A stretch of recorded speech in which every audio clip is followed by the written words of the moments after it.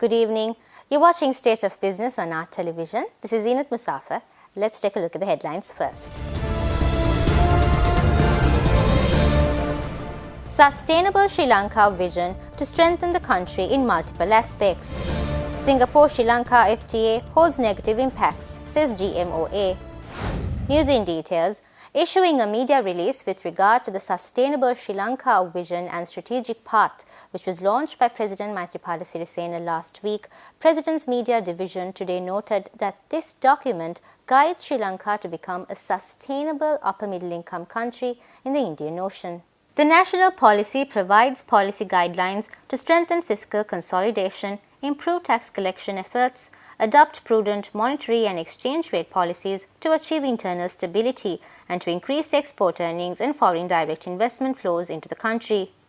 It also aims to improve doing business indicators, specifically with regard to enforcing contracts, paying taxes, registering property, and getting credit to improve economic efficiency, and enact and enforce necessary legislation to promote transparency and accountability, and thereby to minimize corruption.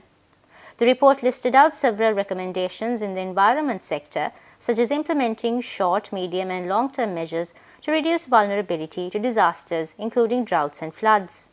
Further, it is also listed to take early action to prevent air pollution due to heavy traffic congestion in major cities and introduce smart and sustainable transportation systems, including non-motorized transport, electric vehicles and electrically operated public transport systems. Convening a press conference in Colombo this afternoon against the Sri Lanka-Singapore Free Trade Agreement, which was signed early this year, Government Medical Officers Association noted that this FTA holds negative impacts to Sri Lanka as the service sector has been liberalized for the first time in history. GMOA also requested the expert committee appointed to study on Sri Lanka-Singapore FTA to consider views from all stakeholders while submitting the final report to President Maithripala Sirisena. This is a very important and dangerous agreement as far as we are concerned, because this is the first time in the history they have opened the service sector and they have released most of the goods that currently are being taxed. This is a bilateral trade agreement. The problems in this agreement can't be solved within our territory. It is out of our jurisdiction. It is out of our law. It is an international law once it is been executed. So therefore, we kindly request President to withhold this agreement functioning since the committee report is being produced, and we humbly request the committee to take all the views of the stakeholders before you forward your report, so that there will be a democratic process to study this and save the country if there is any detrimental points. We have pointed out 19 very important points that are included in this agreement, which are going to harm to this country. Before activating this agreement, there should be a national trade policy. Based on the national trade policy, we have to amend this agreement if necessary, or cancel it if it is not in par with our policies, and always to go for international trading based on the national trade policy. We are going in for a short break. Do stay tuned for more news after these commercials.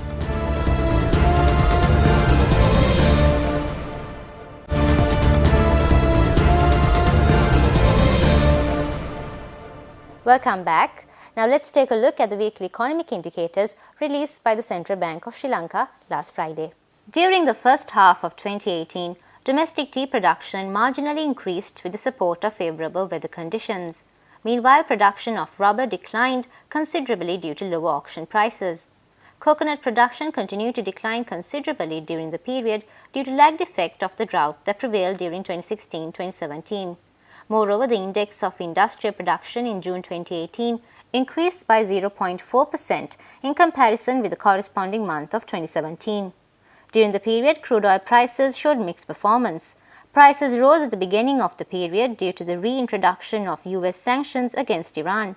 However, subsequently, crude oil prices declined due to escalating trade dispute between the US and China. Overall, Brent and WTI prices fell by $1.60 per barrel and $1.09 per barrel respectively within the period.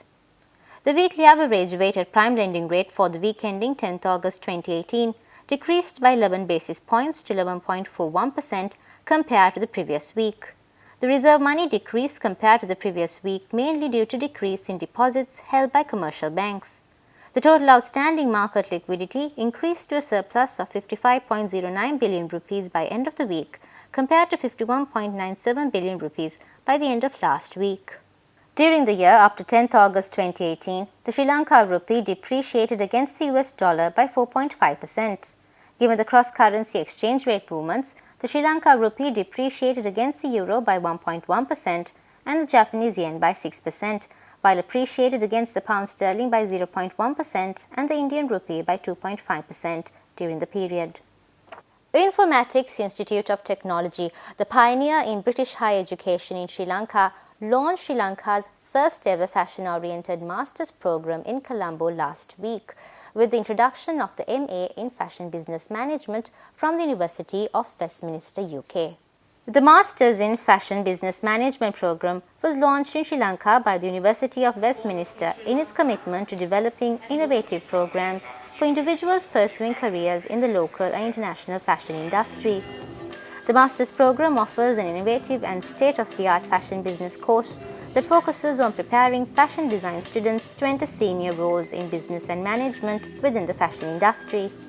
The course provides an in-depth knowledge in areas of supply chain management, strategic fashion business management, fashion marketing and entrepreneurship, followed by a fashion business project. The intake commences in September 2018.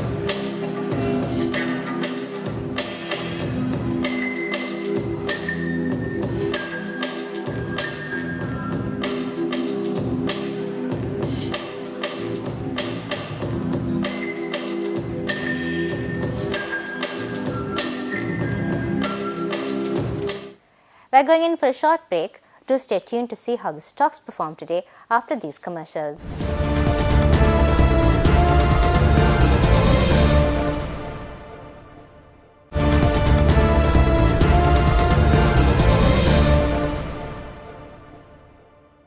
Welcome back.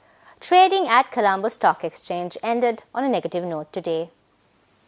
The All Share Price Index dropped 12.73 points to close at 6,128.82 and the S&P SR20 dropped 25.38 points to close at 3,291.09. The turnover was 242.1 million rupees and 13.7 million shares were traded. Next is Forex rates.